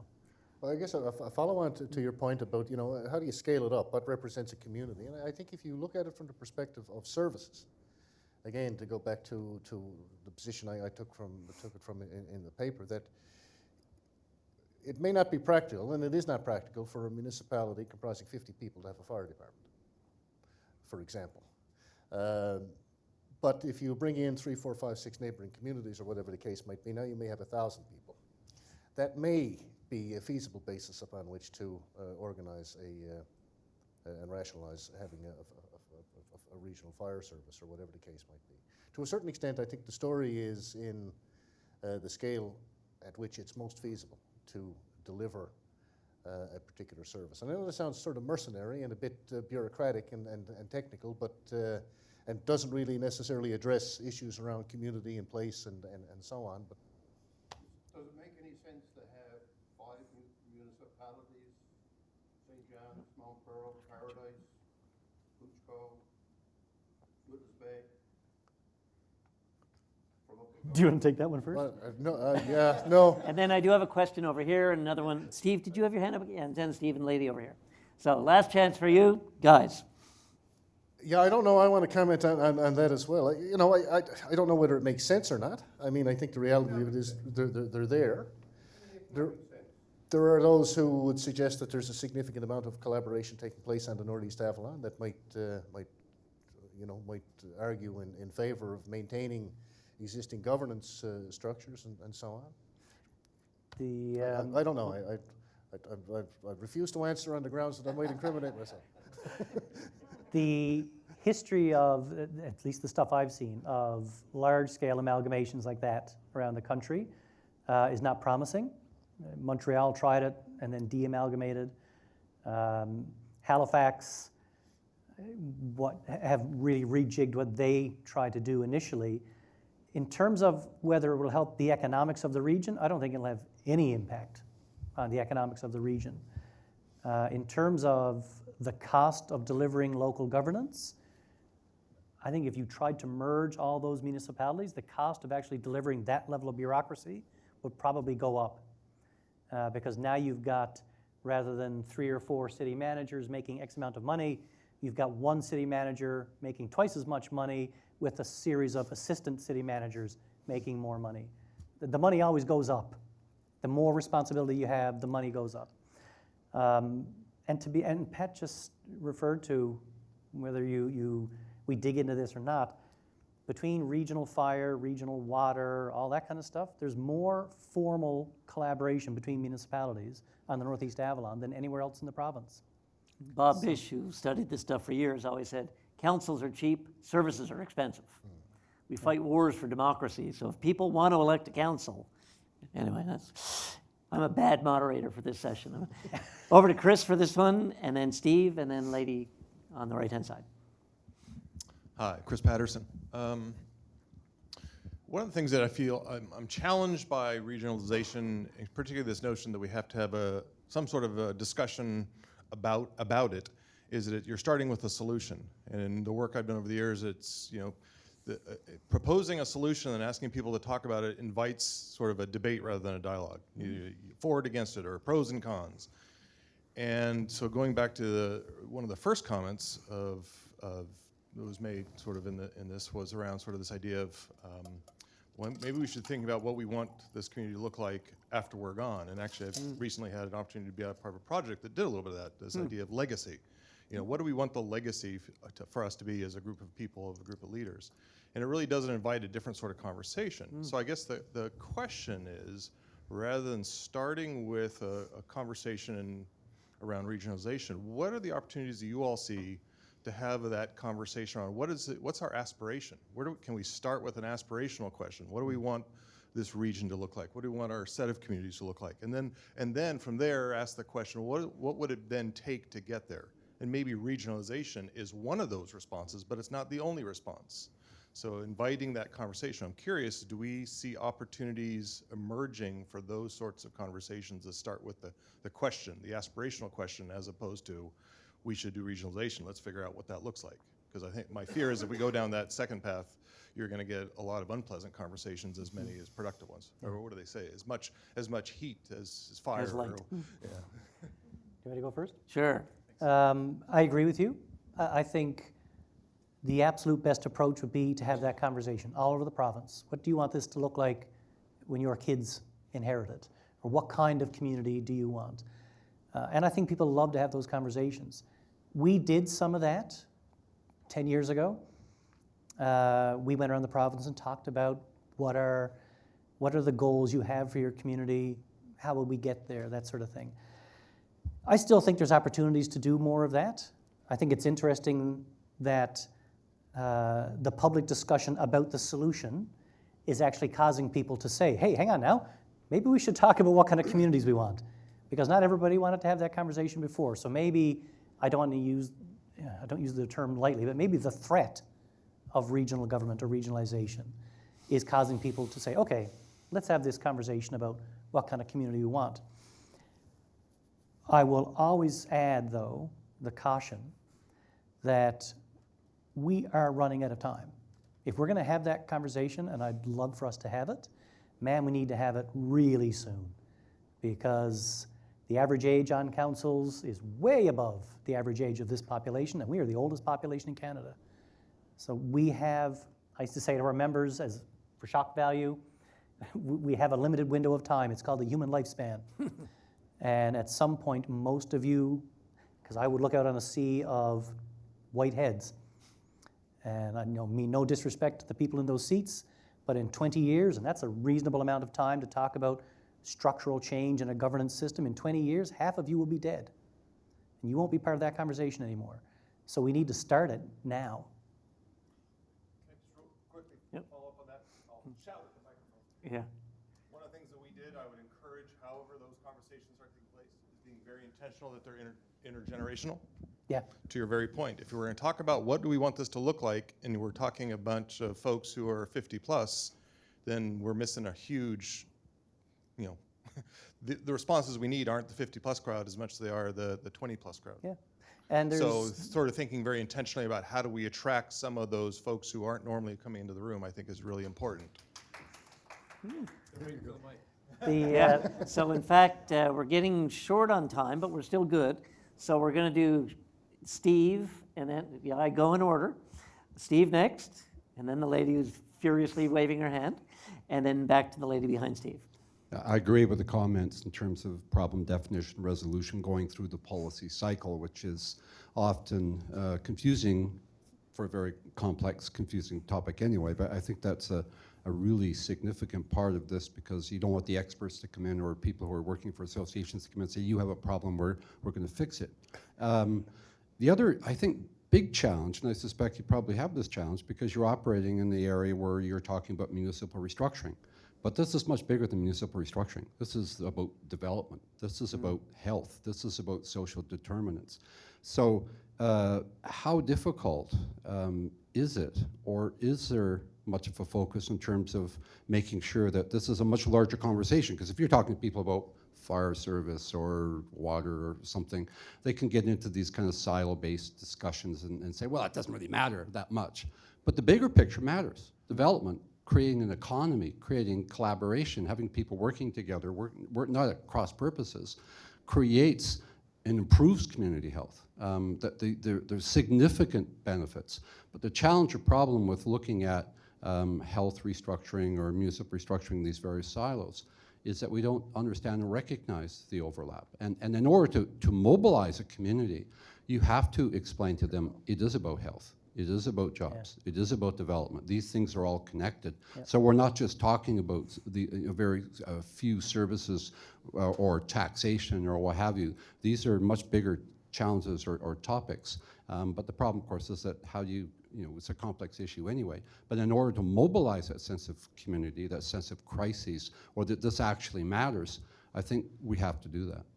I'm going to make Pat and Craig wait, so you have to remember, and we'll do a wrap-up with all the questions we hear now. So. Thanks. My name is Jess Puddester. I had a quick question about your vision for how regionalization could look like in Newfoundland in terms of whether or not the entire province will be broken out into regions, or if there would be any areas that would be, say, like left out of those regions, because there are a lot of unincorporated areas that have never had a form of local governance. And I have a lot of friends and family who live in those areas, and they're quite happy. And I also have friends who've chosen to live in unincorporated areas because they feel that they're able to live the lifestyle that they want to and have the freedom to do so and aren't sort of burdened by, I guess, personalities or a certain way of doing things that have been done that way since the 70s. What would you say to those folks? What is your perspective on that side of things? Really, hang on there, Skipper. Sorry, oh, is there one more? Great question. One more. Kathy, right? Yeah, Kathy Hicks. I don't know about municipalities much, but the Federation of Municipalities, I don't know if I missed it. I mean, what are they saying about this? Is it in discussion? They're meeting That's every me. year. So you are that. So is it on the table? We have a bunch of them here. Yeah. So we'll hang on. Like at a Federation of Municipalities conference. I mean, why are we not hearing anything coming out of that besides here? We a are. small group of 25 people. We have those discussions all the time. And actually, Every single conference. Twice a year for the last 10 years. Okay, so there's not enough volume on that, but I guess it starts here. Just another quick point, if that's okay. Building on the strengths of some of these communities. For example, I told you, think about Conception Bay North. Cupid's, Brigus, all of them all together. There's a great opportunity up there, for example, for tourism development. And they would be much better off, it would seem, to start pooling their budgets as opposed to working individually, because they are working individually in silos. So, so there is some great potential just for that beyond services, growth potential. Just, I'm sure you guys have considered that. Thank you for the opportunity to say that. We'll go over to the leadership of MNL who are in the room. So I think we have one or two of them would like to, and then we'll turn it over to you guys for wrap-up This is comments. a lot of layered questions, dude. Look, Yeah. I've got an easy question. My name is Sheila Fitzgerald, and I'm the mayor of the moose capital of the world, in case you want to come visit up on the Northern Peninsula. 999 people, so you won't forget that. One short in the last census. I'm also the vice president of municipalities Newfoundland and Labrador. So we have been talking about regionalization for a very long time.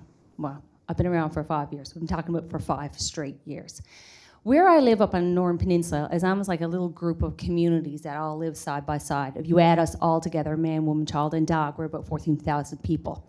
There is my sense in terms of sitting here on the board and talking to different municipal leaders across this province that there is in some sense a sense of regionalization in terms of shared services, some sharing of ideas.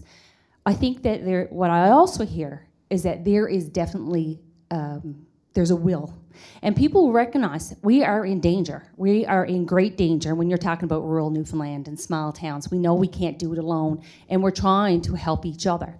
But if we could do it, we would have already done it. And now we're at that spot where there is a willingness, and we understand that every community, I know where I live, we have clean drinking water, but the communities around me don't have clean drinking water. They buy their water, and they go and they use the water just to wash their clothes on a good day, depending on what way the wind is blowing, because the brook water could come up and your whites could turn out as browns.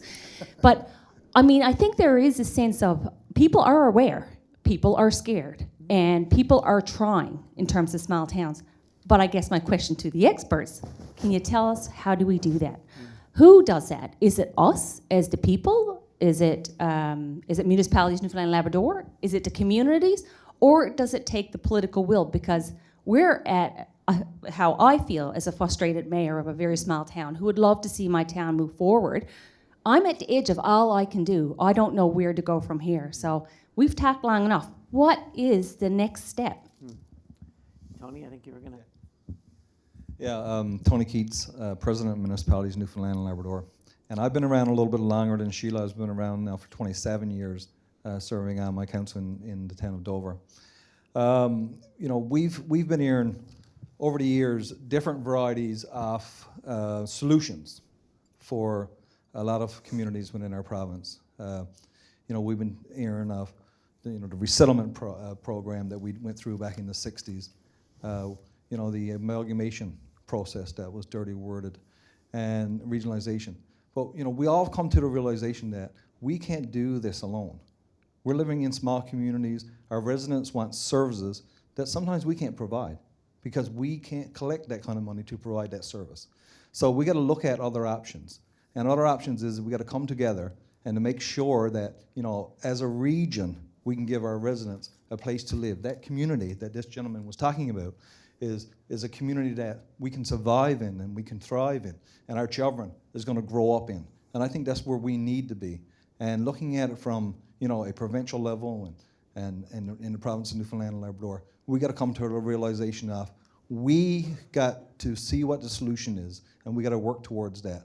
Because I think right now, a lot of our communities, you know, over the 27 years that I've been on council, you know, we didn't want to hear anything of, you know, helping out your fellow community or helping out your neighbor when it came to, you know, your identity. But like, you know, some said earlier, when you go into schools with the same people from various communities, you're going to churches with those same people, your community comes a little larger. And that's how we see a region. A region is a place where, you know, your community grows and what you can offer your residents. And that's what we see as in municipalities, Newfoundland and Labrador, is what can we provide to our customers, our residents. And that's what we see. So, Thank you, Tony. So Craig, there's a few items there you can hit on in your wrap up. Take your time. I think Steve made a really good point about integration and the idea that we should be cutting across silos. The idea that Chris mentioned about more sort of appreciative discussion and aspirational discussion needs to have that kind of approach. Our structure of government is a servant to the kinds of communities we want, not the other way around. So if we can have really well-managed, well-informed discussions, and this is one of my big challenges when we all go out and do consultation, is that we ask people questions that they can't possibly know the answer to. They don't have enough information to make that decision. So if we can have really good discussions about what kind of community you want to live in and link that to how do we administer healthcare and school systems and all that kind of stuff, yeah, I think that's the way to go. I think it's a really, really challenging thing to do. That's like Royal Commission scale kind of discussion and investment. So somebody beyond me needs to make that determination. In terms of unincorporated places, I would like to see everybody in the system. I really would. When you look at a lot of the Scandinavian countries, when you look around the world, and you think about, and you sort of use the criteria of how well planned are they, how well do they function, that sort of thing. How happy are the people in terms of what they get, in terms of what they pay for? it's typically the Nordic Scandinavian countries that are way off the charts. And in places like Iceland, nobody lives outside a municipal boundary. They're a little different because they have no provincial level of government or order of government. The caveat I will make on that is when we say that here in this province, because of our limited engagement with different forms of local government, we say, okay, I live just outside Stephenville. I'm in an unincorporated place. You're going to enforce all the rules that Stephenville has on me now. And that's not the case. In lots of jurisdictions around the world, what you can and can't do where you live is very dependent on the actual place where you live.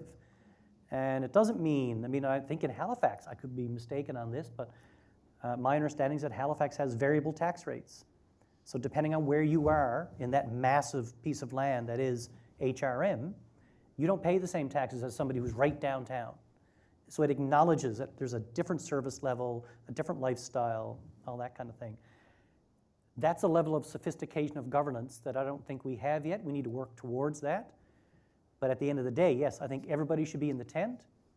If you're living outside a community, the fact that you can live there only happens because that municipality is there, providing drinking water to the hospital, providing a place for a school to be, all that sort of thing.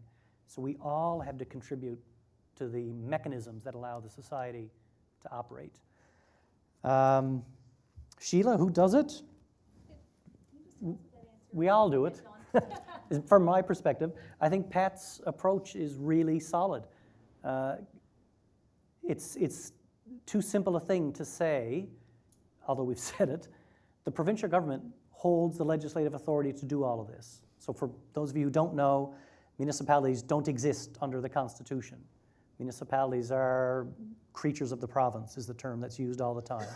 So if the provincial government wanted to disband the City of St. John's tomorrow, they just rescind that act and the City of St. John's as an entity disappears. Every power that a municipality has is derived from the province, not from their own authority under the Constitution. So they do hold a lot of power and a lot of responsibility, Spider-Man quote there, with great power comes great responsibility. They hold a lot of responsibility for moving this thing forward because they're the ones who will pass the legislation. They're the ones who control the funding mechanisms and all that sort of thing. Organizations like ours, like M&L, organizations like the Professional Municipal Administrators, we have a responsibility to start the discussion and continue the discussion, to challenge the provincial government, but to challenge our members. When our members say, I'm going to build a wall between Botwood and Northern Arm, Yep. we have a responsibility to go back and say, maybe that's not... Put a gate in it. Put a gate in that wall, yeah, here you go. Yeah. The key is not getting stuck on this idea that somehow we're going to set a date and on March 15th, 2022, we will flick a switch and the new system happens. That's not how these things happen. They happen slowly over time. We all have this piece to do. I think the key piece for us is to just keep challenging, right? Asking why. Why can't we do this? When people just say, no, I'm not doing it. Why? And I don't remember Kathy's question, sorry.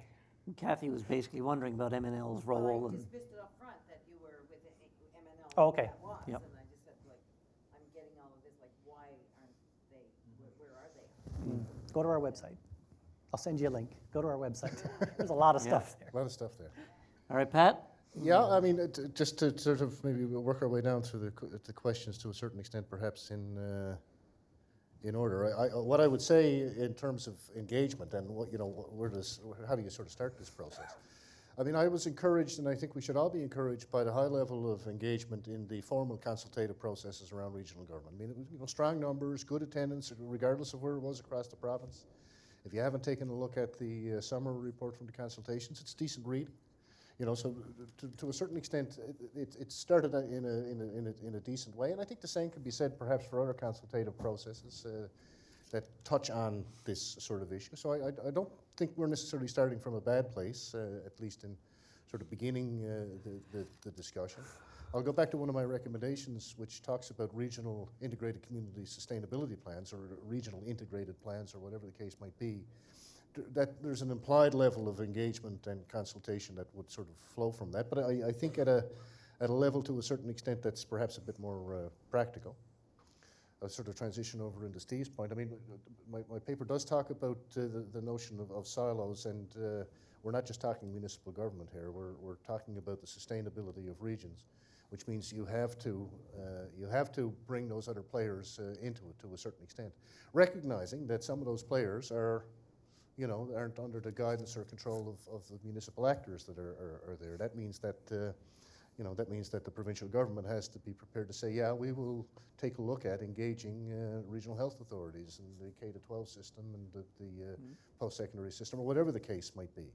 And I think there's a place for the broader business community and other groups as well, and so on. And so I take your point there. With respect to can portions be hived off and sort of, can we have a little bit of a patchwork in terms of governance approaches? I think what I would suggest to you is one size is not going to fit all on this sort of stuff as you sort of roll it out. And if you back away from thinking about this solely in the context of governance, what's that going to look like? Then I think that allows latitude for places that might be an unincorporated area or a local service district to continue to exist in that way. But by the same token, not unless you're paying a property tax, not unless you fall within a municipal or a regional planning area. So there are certain, if you wish to maintain that level of governance, then for the good of all, perhaps you might have to concede a little bit of ground there, and so on. My experience with how do we sort of animate this, to Sheila's point and to Tony's as well, is, look, I too have been around some of those discussions. I've sat around a council table, both as a councillor and a mayor, and spent 13 years with the Regional Economic Development Board, and have been engaged in all the processes of discussion around regionalization for the last 20, 25 years or so, I suppose. The challenge, and I know I'm looking at three mayors here, and there are others in the room, but your challenge, of course, is that you've already drank, I don't want to say, that's not the best word, I won't go there. It sounds cliched, but you're on board. And you go to these sessions where you go to your municipality's sessions, and everyone in the room is of like mind. Where the rubber ultimately hits the road, of course, is when you get back into your region and you got to sit around the council table. And you are one of maybe two councillors who've had the benefit of engaging that discussion. You've got that perspective. Yet you're facing three other councillors or five other councillors, depending on the size of council, who haven't had the benefit of that perspective.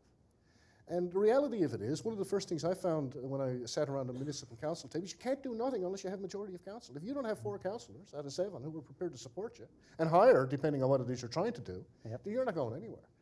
And it becomes exceptionally difficult for people in your position to go back and attempt to compel or try to convince the balance of council that you should participate in a regionalization process, let alone the general public, which is another story altogether. One of the things I sort of detected when I did my research is that I've yet to find a municipal councillor in this province who's not in favor of regionalization in the individual sense. But when Craig's organization would have done some work on, when they polled the collective view of council on regionalization, I think 75, 76% of individual councillors when surveyed said, yeah, I'm all in favor of regionalization. That number went down when it became expressed as the will of council on the whole. So there's some challenges there. And I don't think that an adequate forum exists to bring people of like mind within an area that's practical together to have those discussions. I know you have regional summits and so on and all the rest, and you get to interact with your fellow councillors from up the road or maybe 100, 150 miles away or whatever the case might be. There's joint councils and so on that exist and whatnot. But I think what's missing is, back to the point about process and not getting too far out and being prescriptive on the front end, which is why I sort of go back to the notion of the necessity for a process. someone to say, now you can do it on your own, but sometimes it helps if it's framed in a broader context. But a process that might be associated with something like a regional sustainability plan, where you folks self-identify what you think that sustainable region is, and find yourself in a room together, that may be a reasonable way forward. That might be the start of it, and that would allow all of those other things to happen. Figure out how you're going to engage the community, figure out how you're going to address all the other stakeholders, figure out to a certain extent how you can make that patchwork sort of work. I don't know what it would ultimately look like, and maybe that's the way forward. So I'd draw your attention to those particular recommendations in the report. They might be some value. Where do we access your report? Just perfect segue. For anyone interested in watching or sharing the recorded session with colleagues who are unable to attend this, we'll be posting it on our website, and the link will be emailed out in our next edition of the regional e-newsletter. You can also find Pat's full report on the Harris Centre webpage under the Population Project. And I should note that Dr. Alvin Sims and Jamie Ward are here. Their reports from the Population Project are there as well. We will be continuing the discussion related to the future of Newfoundland and Labrador at our upcoming Memorial Presents right here on the future of rural development, presented in partnership with the Centre for Social Enterprise at Memorial on March 25th, 7 to 9 p.m. The link to register for that session, as well as other upcoming events, can be found on the Harris Centre webpage. I want to thank the staff here at the Emira Innovation Exchange, Signal Hill campus, Memorial's amazing new site. We're very proud of it. Really want to thank the people who came here on I think it's Friday afternoon. And, but it really is an issue discussion that we all have everything at stake in. So thank you. Thank you to those viewing on the web. And thanks especially to the Harris Centre team, Justin, Ruby, Kathy, Boyan, but especially thanks to Pat and Craig for coming up and putting their views out there. A lot of fun. Thanks, guys. Have a great rest of the afternoon and TGIF, and see you soon. Let's get in that